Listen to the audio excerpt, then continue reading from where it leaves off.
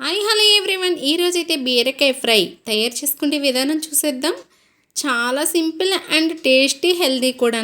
Skip చేయకుండా చూడండి. చాలా తక్కువ టైం పెట్టాను కాబట్టి చాలామంది చాలా రకాలు చేస్తూ ఉంటారు కదా. ఇది ఎలా ఉంటుంది అన్నది ట్రై చేయండి. టేస్ట్ అయితే మాత్రం మళ్ళీ మళ్ళీ తినాలనిపిస్తుంది. చాలామంది బీరకాయ ఇష్టపడరు, కానీ ఇది తింటుంటే ఇంకా తినాలనిపిస్తుంది. హెల్దీ కూడా. తయారు చేసుకునే విధానం చూద్దాం. నేనైతే హాఫ్ కిలో బీరకాయలు అయితే తీసుకున్నాను. ఇవి పొట్టు మొత్తం చెక్కేసుకుందామండి. బీరకాయల పొట్టు మొత్తం తీసేసుకుంటే చక్కగాన, ఎందుకంటే కాయ చేదు కూడా వస్తుంది. ఒక్కొక్క కాయ పొట్టు తీసేసిన తర్వాత మనకి ముక్కలు కోస్తాం కదా, అప్పుడే చేదు ఉందా లేదా అన్నది కాయ అయితే చూసుకోవాలండి. పొట్టు తీసిన తర్వాత చేదు ఉందా బాగుందా అన్నది అప్పుడైతే చెక్ చేసుకొని ముక్కలు కోయండి, లేదంటే కూర అంతా పాడైపోతుంది. ఇలా కాయలన్నీ పొట్టు అయితే తీసేసుకుందాం. మొత్తం పొట్టు చక్కగా తీసుకుంటే కొంచెం కొంతమంది సరిగ్గా చెక్కడం రాక మధ్య మధ్యలో పొట్టు వదిలేస్తారు. అలా ఉన్నది కొంచెం టేస్ట్ డిఫరెన్స్గా వస్తుంది. బట్ నీట్గా పొట్టు చెక్కుకుంటే మాత్రం చాలా బాగా వస్తుంది. చూసారా, ఇలా నీట్గా చెక్కుకోవాలి, అసలు పొట్టు లేకుండానండి. చూసారా, ఇలా నీట్గా చెక్కుకున్నాం అనుకోండి, కావాలనుకుంటే ఆ బీరకాయ పొట్టు కూడా పచ్చడి చేసుకోవచ్చండి. చాలా బాగుంటుంది. బీరకాయ పొట్టు పచ్చడి అయితే చాలా టేస్టీ ఉంటుంది. ఇంకా బీరకాయ ముక్కలు అయితే చిన్న చిన్నగా అయితే ముక్కలు అయితే కట్ చేసుకుందాం. చాలా చిన్న ముక్కలు కట్ చేసుకోవాలండి. ఇవి బీరకాయ ముక్కలు అయితే పెద్ద పెద్దగా అస్సలు వద్దు, చిన్న ముక్కలు కట్ చేసుకున్నాం అనుకోండి. కొంతమంది ఏంటంటే ఇవి ముక్కలు చిన్న చిన్నగా కట్ చేసుకొని ఈ ముక్కలు ఏంటంటే సాల్ట్ వేసుకొని పిసికేస్తే వాటర్ బయటకు వచ్చేసింది.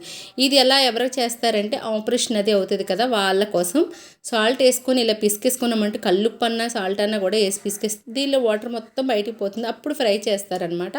అలా ఏంటంటే ఆపరేషన్ అయిన వాళ్ళకి మాత్రమే. మనం చేసుకొని అలా ఇందులో ఉన్న విటమిన్స్ అన్ని పోగొట్టుకోకూడదు. కాబట్టి మనకి పిసుక్కోకుండా నార్మల్గా ఇలాగే చేసుకోవచ్చు. ఇందులో కరెక్ట్గా వేసి చేసుకుంటే మాత్రం బీరకాయ ఫ్రై చాలా టేస్ట్ వస్తుందండి. వండేటప్పుడే మంచి స్మెల్ కూడా వస్తుంది అండ్ టేస్టీ కూడా ఉంటుంది. హెల్తీ కూడా. పిల్లలకి ఎప్పుడు ఎవరికి బాగోపోయినా ఫస్ట్ తినేది ఏంటంటే తోటకూర, బీరకాయ. తోటకూర కంటే ఎక్కువ ఫస్ట్ బీరకాయ, తర్వాత తోటకూర. అలా బాగోకపోతే ఫస్ట్ తినేది అయితే బీరకాయ.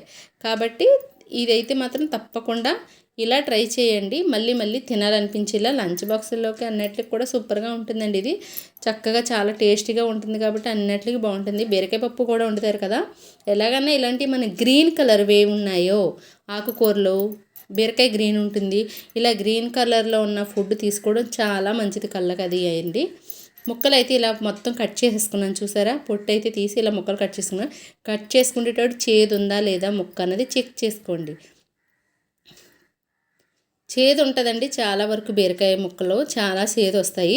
అది చూడకుండా మనం బీరకాయలు అయితే చేదు చూడకుండా చెక్ చేయకుండా కోసేసుకున్నాం అనుకోండి, తేడా ఎక్కడ వస్తుందంటే చిల్లపెంకి తగిలితే భూమిలో చేదు వస్తుంది. అలాగే కట్ చేసి వేసుకుంటే చేదు వచ్చి కర్రీ మొత్తం పాడవుతుంది. కడాయి పెట్టి అయితే 2 స్పూన్లు అయితే ఆయిల్ వేసాను. ఎక్కువ వేయలేదు, 2 స్పూన్లు వేసి ఆయిల్ వేసానండి. కావాల్సిన ఇంగ్రీడియంట్స్ ఏమో కాదండి, తక్కువ. ఎల్లుల్లిపాయలు అయితే కచ్చబెచ్చ కొట్టేసి, ఎండుమిరపకాయలు, తగినంత జీలకర్ర అండ్ ఆవాలు అన్నీ కొద్దిగా యాడ్ చేసుకొని కొద్దిగా పచ్చెనగపప్పు మొత్తం కలిపేసుకుందామండి. దగ్గరికి అయిపోయేలా కొంచెం కరివేపాకు కూడా చక్కగా యాడ్ చేసుకుంటే బాగుంటుంది.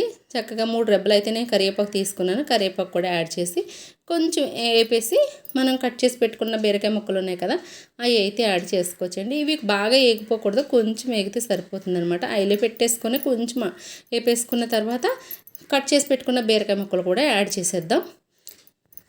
మందికి ఈ కొత్తగా నేర్చుకునే వాళ్ళకి పిల్లలకి అది తెలియక ఏంటంటే బీరకాయలు డైరెక్ట్గా కోసేసేస్తారండి. చేదు వస్తే కూర పాడైపోతుంది. ముందు చెక్ చేసుకొని కొయ్యండి. బీరకాయ ఒకటి, ఆనపకాయ చేదు వస్తుంది అండ్ మునక్కాయ కూడా చేదు వస్తుందండి. అవి మనం కట్ చేసేటట్టు చూసుకోవాలి. చాలా వరకు చూశాను నేను చాలాసార్లు. ఎంత చేదంటే కర్రీ వండి పాడైపోయిన రోజులు కూడా ఉన్నాయండి. చాలాసార్లు చూడకుండా తొందరలో కోసేస్తే చూసుకొని అందుకే కట్ చేయండి. ఇంకా మనకి ఐలో పెట్టేసుకునే కలుపుకోవాలండి. ఎందుకంటే బీరకాయ వాటర్ అనమాట, అది వాటర్ దిగుతూ ఉంటుంది కాబట్టి ఐలోనే పెట్టుకొని కలిపేసుకోండి. ఐలో పెట్టి కలిపేసుకుంటేనే మొత్తం వాటర్ అంతా ఆరిపోయి తొందరగా కుక్ కూడా అవుతుంది.